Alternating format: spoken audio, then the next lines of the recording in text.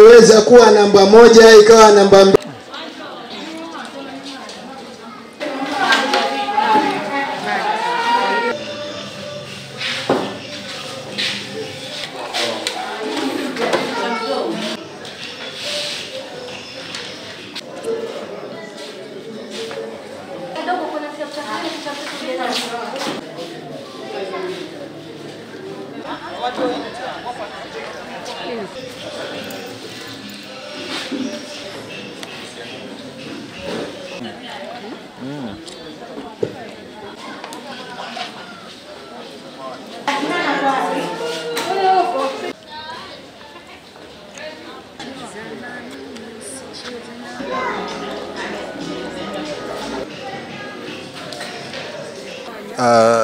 Kama hiyo ni muhimu sana kwa wenye hawezi pata hiyo huduma ya afya kwa urahisi.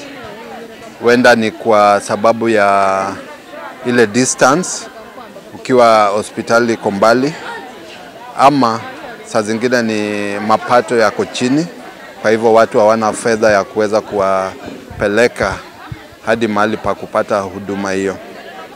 Ikiwa mimi mwenyewe nimepimwa na zile sehemu zote ambazo nilikuwa nahitaji kupimwa wamenihudumia, na nasikia raha kwa sababu hii ni jukumu lao na ni jukumu letu sisi wananchi kuja hapa kwa haya matibabu ya bure. Tukahamasisha jamii wakaja hapa, wanafanyiwa cancer screening ya cervical na ya breast, pia wanapata huduma ya kila ugonjwa na vipimo vya kila aina. Nimehudumiwa kwa hali ya heshima na hali nzuri, na pia madaktari wamenitambua vitu ambavyo nimeenda kweli hospitali lakini madaktari wengine hawakunitambua.